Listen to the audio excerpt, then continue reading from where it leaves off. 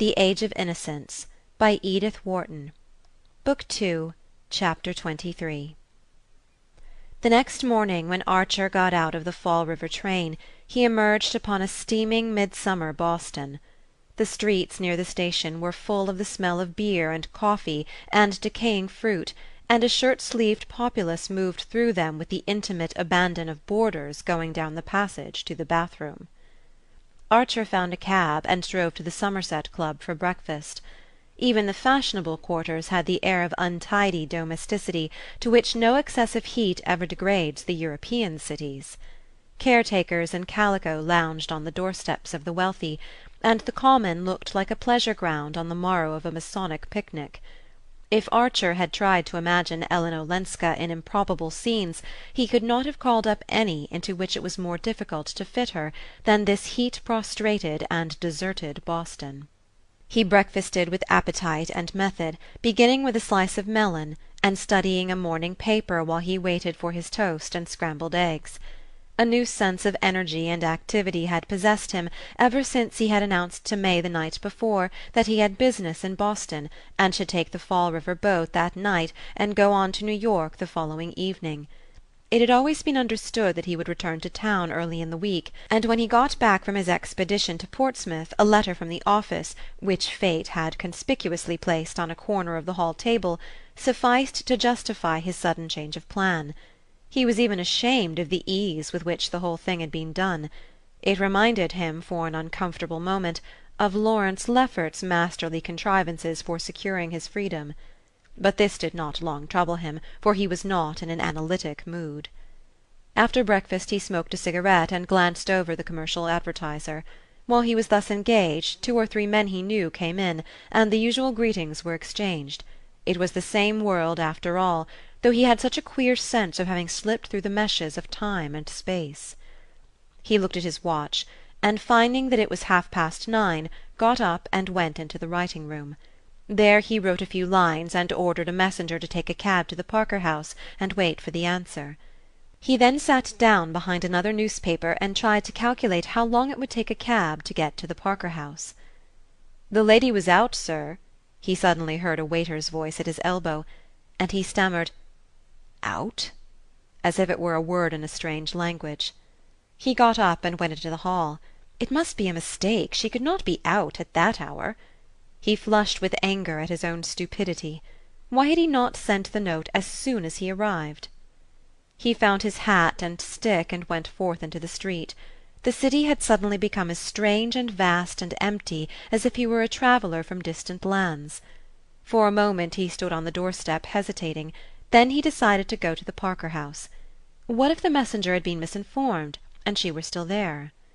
He started to walk across the common, and on the first bench, under a tree, he saw her sitting. She had a grey silk sunshade over her head. How could he ever have imagined her with a pink one? As he approached he was struck by her listless attitude. She sat there as if she had nothing else to do. He saw her drooping profile, and the knot of hair fastened low in the neck under her dark hat, and the long wrinkled glove on the hand that held the sunshade. He came a step or 2 nearer, and she turned and looked at him. "Oh," she said, and for the first time he noticed a startled look on her face, but in another moment it gave way to a slow smile of wonder and contentment. "Oh," she murmured again, on a different note, as he stood looking down at her, and without rising she made a place for him on the bench. "I'm here on business. Just got here," Archer explained, and without knowing why he suddenly began to feign astonishment at seeing her. "But what on earth are you doing in this wilderness?" He really had no idea what he was saying. He felt as if he were shouting at her across endless distances, and that she might vanish again before he could overtake her. "I? Oh, I'm here on business too," she answered, turning her head toward him so that they were face to face. The words hardly reached him. He was aware only of her voice, and of the startling fact that not an echo of it had remained in his memory. He had not even remembered that it was low-pitched, with a faint roughness on the consonants. "You do your hair differently," he said, his heart beating as if he had uttered something irrevocable. "Differently?" No, it's only that I do it as best I can when I'm without Nastasia." "Nastasia? But isn't she with you?" "No, I'm alone. For 2 days it was not worth while to bring her." "You're alone? At the Parker house?" She looked at him with a flash of her old malice. "Does it strike you as dangerous?" "No, not dangerous." "But unconventional? I see. I suppose it is." She considered a moment. "I hadn't thought of it, because I've just done something so much more unconventional." The faint tinge of irony lingered in her eyes. "I've just refused to take back a sum of money that belonged to me." Archer sprang up and moved a step or two away. She had furled her parasol and sat absently drawing patterns on the gravel. Presently he came back and stood before her. "Someone has come here to meet you?" "Yes." "With this offer?" She nodded. "And you refused because of the conditions?" "I refused," she said after a moment. He sat down by her again. "What were the conditions?" "Oh, they were not onerous. Just to sit at the head of his table now and then." There was another interval of silence. Archer's heart had slammed itself shut in the queer way it had, and he sat vainly groping for a word. "He wants you back, at any price?" "Well, a considerable price. At least the sum is considerable for me." He paused again, beating about the question he felt he must put. "It was to meet him here that you came?" She stared, and then burst into a laugh. "Meet him? My husband? Here? At this season he's always at Caux or Baden." "He sent someone?" "Yes." "With a letter?" She shook her head. "No, just a message. He never writes. I don't think I've had more than one letter from him." The allusion brought the colour to her cheek, and it reflected itself in Archer's vivid blush. "Why does he never write?" "Why should he? What does one have secretaries for?" The young man's blush deepened. She had pronounced the word as if it had no more significance than any other in her vocabulary. For a moment it was on the tip of his tongue to ask, "Did he send his secretary, then?" But the remembrance of Count Olenski's only letter to his wife was too present to him. He paused again, and then took another plunge. "And the person?" "The emissary?" "The emissary," Madame Olenska rejoined, still smiling, "might for all I care have left already. But he has insisted on waiting till this evening, in case, on the chance—" "And you came out here to think the chance over?" "I came out to get a breath of air. The hotel's too stifling. I'm taking the afternoon train back to Portsmouth." They sat silent, not looking at each other, but straight ahead at the people passing along the path.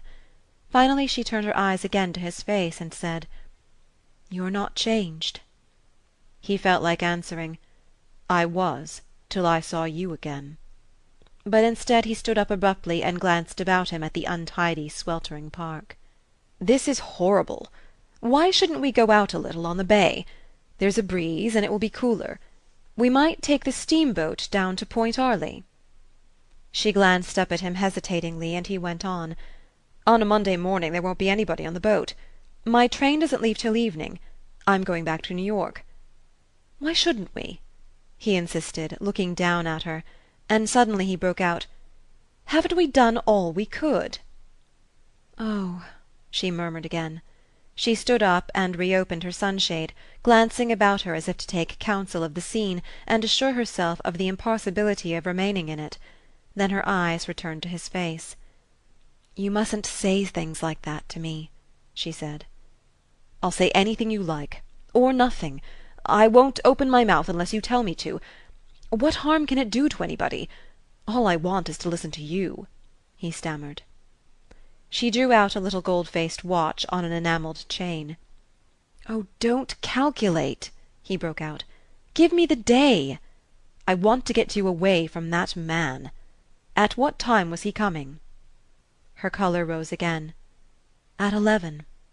"Then you must come at once." "You needn't be afraid. if I don't come." "Nor you either, if you do. I swear I only want to hear about you, to know what you've been doing. It's 100 years since we've met. It may be another 100 before we meet again." She still wavered, her anxious eyes on his face. "Why didn't you come down to the beach to fetch me the day I was at Granny's?" she asked. "Because you didn't look round. Because you didn't know I was there. I swore I wouldn't unless you looked round." He laughed as the childishness of the confession struck him. "But I didn't look round on purpose." "On purpose?" "I knew you were there. When you drove in I recognized the ponies. So I went down to the beach." "To get away from me as far as you could?" She repeated in a low voice, "To get away from you as far as I could." He laughed out again, this time in boyish satisfaction. "Well, you see it's no use. I may as well tell you," he added, "that the business I came here for was just to find you. But look here, we must start or we shall miss our boat." "Our boat?" She frowned perplexedly, and then smiled. "Oh, but I must go back to the hotel first. I must leave a note." "As many notes as you please. You can write here." He drew out a note-case and one of the new stylographic pens. "I've even got an envelope. You see how everything's predestined. There, steady the thing on your knee and I'll get the pen going in a second. They have to be humoured. Wait." He banged the hand that held the pen against the back of the bench. "It's like jerking down the mercury in a thermometer. Just a trick. Now try."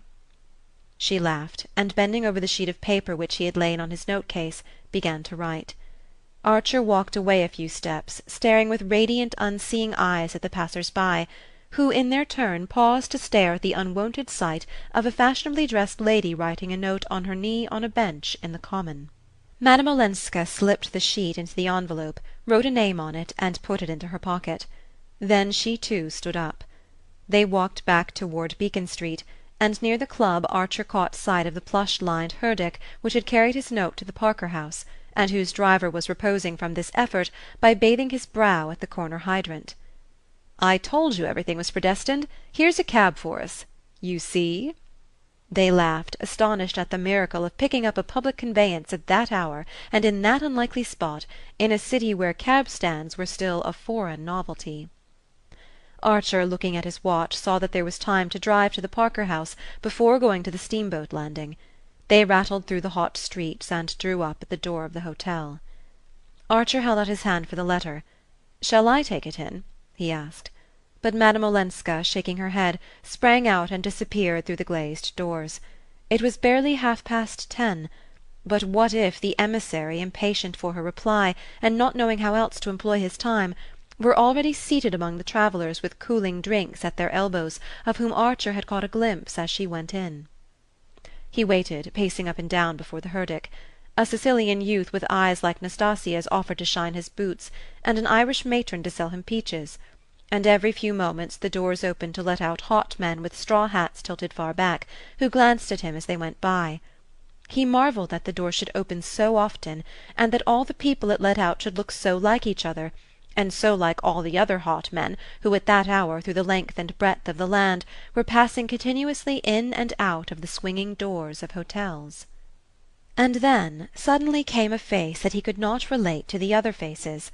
He caught but a flash of it, for his pacings had carried him to the farthest point of his beat, and it was in turning back to the hotel that he saw, in a group of typical countenances, the lank and weary, the round and surprised, the lantern-jawed and mild, this other face that was so many more things at once, and things so different. It was that of a young man, pale too, and half extinguished by the heat or worry or both, but somehow quicker, vivider, more conscious, or perhaps seeming so because he was so different. Archer hung a moment on a thin thread of memory, but it snapped and floated off with the disappearing face, apparently that of some foreign business-man, looking doubly foreign in such a setting. He vanished in the stream of passers-by, and Archer resumed his patrol. He did not care to be seen watch in hand within view of the hotel, and his unaided reckoning of the lapse of time led him to conclude that, if Madame Olenska was so long in reappearing, it could only be because she had met the emissary and been waylaid by him. At the thought Archer's apprehension rose to anguish. "If she doesn't come soon, I'll go in and find her," he said. The doors swung open again, and she was at his side. They got into the herdic, and as it drove off he took out his watch and saw that she had been absent just 3 minutes. In the clatter of loose windows that made talk impossible, they bumped over the disjointed cobblestones to the wharf. Seated side by side on a bench of the half-empty boat, they found that they had hardly anything to say to each other, or rather that what they had to say communicated itself best in the blessed silence of their release and their isolation. As the paddle-wheels began to turn, and wharves and shipping to recede through the veil of heat, it seemed to Archer that everything in the old familiar world of habit was receding also. He longed to ask Madame Olenska if she did not have the same feeling, the feeling that they were starting on some long voyage from which they might never return. But he was afraid to say it, or anything else that might disturb the delicate balance of her trust in him. In reality he had no wish to betray that trust. There had been days and nights when the memory of their kiss had burned and burned on his lips. The day before, even, on the drive to Portsmouth, the thought of her had run through him like fire. But now that she was beside him, and they were drifting forth into this unknown world, they seemed to have reached the kind of deeper nearness that a touch may sunder.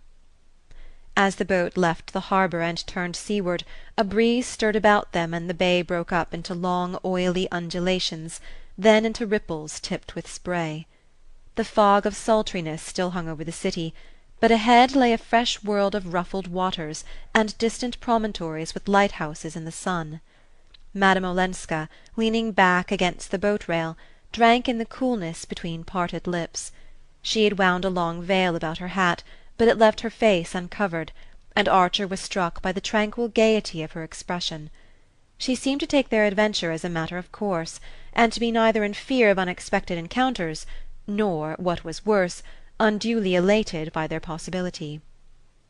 In the bare dining-room of the inn, which she had hoped they would have to themselves, they found a strident party of innocent-looking young men and women, school-teachers on a holiday, the landlord told them, and Archer's heart sank at the idea of having to talk through their noise. "This is hopeless. I'll ask for a private room," he said, and Madame Olenska, without offering any objection, waited while he went in search of it. The room opened on a long wooden veranda, with the sea coming in at the windows. It was bare and cool, with a table covered with a coarse checkered cloth and adorned by a bottle of pickles and a blueberry pie under a cage. No more guileless-looking cabinet particulier ever offered its shelter to a clandestine couple. Archer fancied he saw the sense of its reassurance in the faintly amused smile with which Madame Olenska sat down opposite to him. A woman who had run away from her husband, and reputedly with another man, was likely to have mastered the art of taking things for granted, but something in the quality of her composure took the edge from his irony. By being so quiet, so unsurprised and so simple, she had managed to brush away the conventions, and make him feel that to seek to be alone was the natural thing for two old friends who had so much to say to each other. Chapter 23